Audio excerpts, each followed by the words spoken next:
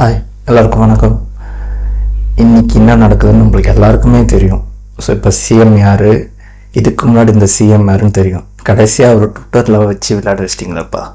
இப்போ அவங்க இப்போ எல்லாமே சோஷியல் மீடியாவில் ஐக்கியமாக வராங்களாம். இதுக்கப்புறம் நம்ம தோற்றது எதுக்கான ரீசன்னா இந்த சோஷியல் மீடியா. இதை நம்ம கையில் எடுத்து அவங்களும் மாதிரியே பண்ணணும். எது தான் காப்பி அடிப்பீங்க? இப்போ சோஷியல் மீடியாவை கையில் எடுத்துக்கிட்டா அப்படியே மக்களை நம்பிடும். இதுக்கு முன்னாடி நீங்கள் அதில் தானே இருந்தீங்க, அது உங்களுக்கு புரியலையா? அதாவது இங்கே எப்படின்னா இப்போ நம்ம என்ன ஒன்று பேசணும்னா அது டக்குன்னு அறிக்கை விடுறது. ஸோ இப்போ அது ஒரு ஃபார்மாலிட்டாகவே வச்சுக்கிட்டாங்க. ஏன்னா இப்போ எல்லாருமே 15 பேரும் தோற்று போயிட்டாங்க, வேறு வேலை கிடையாது.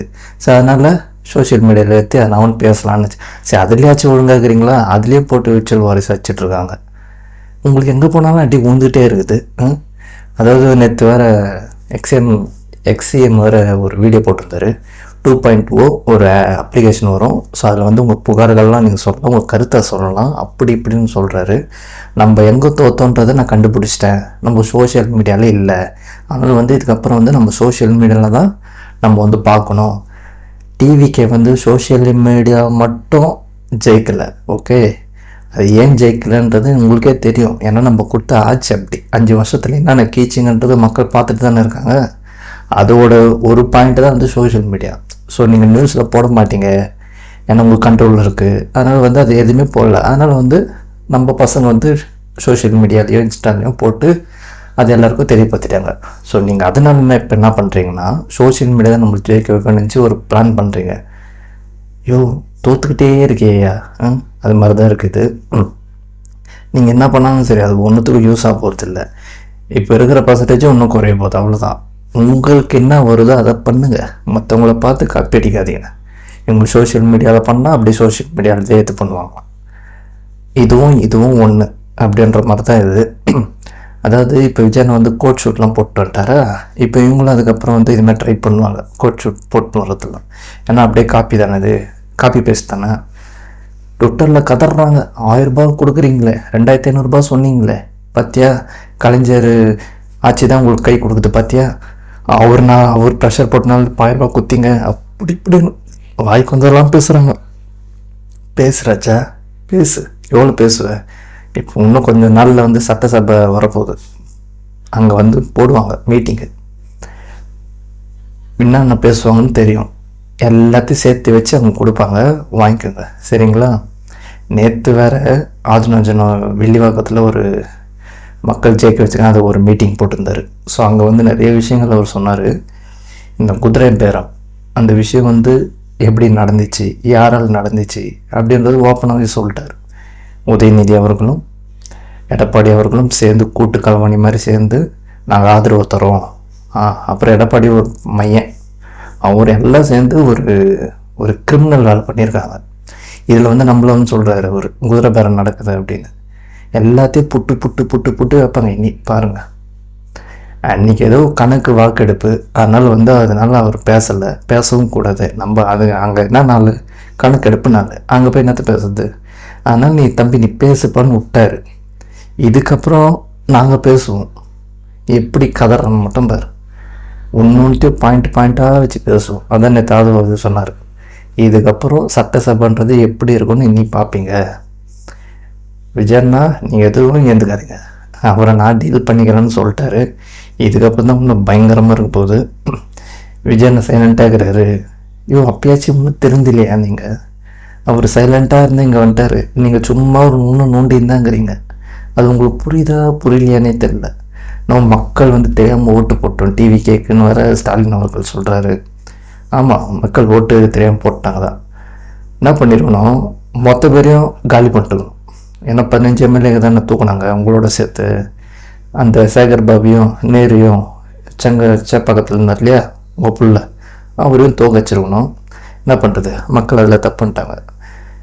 இப்போது அடுத்து திருச்சியில் நிற்க மாதிரி ஒரு பிளான் போட்டிருக்காங்களாம். அது யார் ஐடியான்றது தெரியும். அன்பில் மகேஷ் அவர் நடிப்பறக்கன், அவர் எதனா ஒன்று பண்ணிகிட்டே இருக்கணும்ல உங்களுக்கு, அவர் தான் உங்களுக்கு டைம் பாஸ் கிடச்சார். சரி ஓகே, அது உங்கள் விருப்பம். அதுதான் இப்போ விஜயண்ணாவை பற்றி தான் பேசணும். அவர் ஏது பண்ணல, அவர் ஏது பண்ணல, 3 நாள் கிட்ட தான் ஆகுது. நீங்கள் என்னென்ன பண்ணிக்கிறாங்கிறதெல்லாம் லிஸ்ட் எடுத்துருந்தாங்கிறாரு. வெள்ளை அறிக்கை வச்சு நீங்கள் என்னென்னலாம் பண்ணீங்க, எவ்வளோ இதில் அமௌண்ட் இருக்குது, எவ்வளோ கொடுக்க முடியும் அப்படின்னு பார்த்துட்டு தான் இருக்குது. பட் அதுக்காக கொடுக்க மாட்டான்னு சொல்ல, சீக்கிரம் அதுக்கான வேலைகள் ஆரம்பிப்போம். ஏன்னா இன்றைக்கி வந்து பார்த்திங்கன்னா மே மாதம் மகளிருக்கு 1000 ரூபாய் வர வச்சுருக்காரு. அவர் நினச்சிருந்தால் அவர் பேரை மாற்றிருக்கலாம், கலைஞர் உரிமை தொகை சொல்லாமல். அப்படி இல்லைன்னா அது ஸ்கீமே நாங்கள் ஸ்டாப் பண்ணுறோன்னு சொல்லியிருக்கலாம். நீங்கள் சொன்னால் நான் செய்வேன். அது ஆல்ரெடி மக்கள் போயிட்டுருக்கு. ஸோ அதனால் அது பெருந்தன்மையாக செய்கிறாரு, உங்களுக்கு பயந்து கிடையாது, மக்களுக்காக தான். நீங்கள் மக்களுக்காக இப்போ நடிக்கிறது எல்லாமே மக்களுக்கு தெரியும். நீங்கள் உடனே நல்லவங்களெல்லாம் ட்ரை பண்ணாதீங்க, ஓகே? அதெல்லாம் மக்கள் பார்த்துட்டு தான் இருக்காங்க. ஸோ ஒயின் ஷாப்பும் மூடியிருக்காங்க, அது எவ்வளோ பெரிய வரவேற்பு எல்லாமே தெரியும். அதான் சொல்கிறேன்னே, இது வந்து சும்மா ஒரு துளி தான். இதுக்கப்புறம் தான் பயங்கரமாக இருக்க போகுது. ஏன்னா அந்த பணம் எல்லாமே மக்களோட பணம்.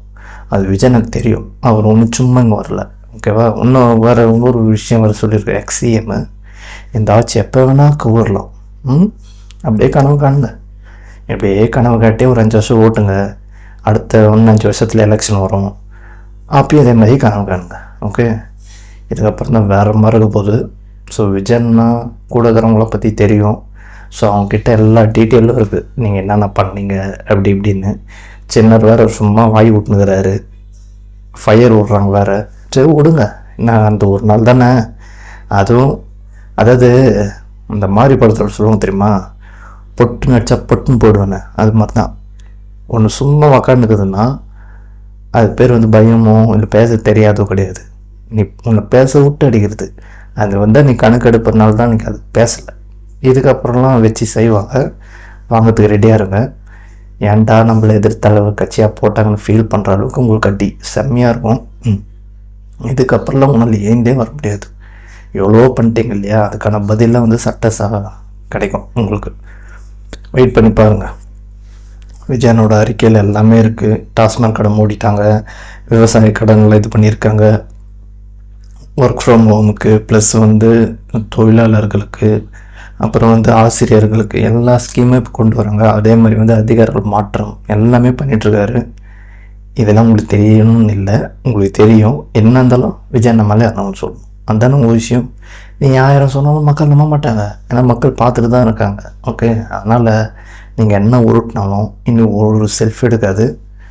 இதுக்கப்புறம் தான் பயங்கரமாக இருக்க போகுது, வெறித்தனமாக இருக்க போகுது. மக்களுக்கு தெரியும் விஜயன் எப்படி செய்வாருன்னு.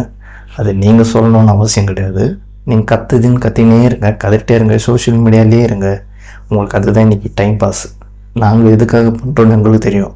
நீங்கள் மக்களுக்காக நினச்சி ஒன்று பண்ணுறீங்க பார்த்தியா, நடிப்பறக்கணுங்களாம் இப்போ சேர்ந்துட்டீங்க. அது மக்களுக்கே தெரியும், பார்த்துக்கலாம். இதுக்கப்புறம் தான் பயங்கரமாக இருக்க போகுது. அதுக்கும் அவ்வளோதான் இருக்கும். அடுத்த சட்டசபை சபை எப்போ வரும்னு வெயிட் பண்ணிகிட்ருக்கோம். எல்லாருமே படத்துக்கு வெயிட் பண்ணுவாங்க. இப்போ அடுத்து எப்போ அந்த சட்ட நேரலை வரும்னு வெயிட் பண்ணிகிட்ருக்கோம். ஏன்னா வச்சு சைட்டு பார்க்கணும் இல்லையா, அதனால தான். ஏன்னா ரொம்ப பேசிட்டிங்க இல்லையா, அதனால தான். ஸோ கூடிய சீக்கிரம் அதுக்கான வாய்ப்பு வந்துடும் சீக்கிரம். ஸோ வெயிட் பண்ணிகிட்டே இருங்க. இதுக்கப்புறம் தான் சம்பவம்லாம் வேறு மாதிரி இருக்க போகுது. கதறாங்க, இப்போயும் அப்படி கதறாங்க. ஸோ விஜயனோட அந்த மக்களோட சேவை தொடரட்டும்.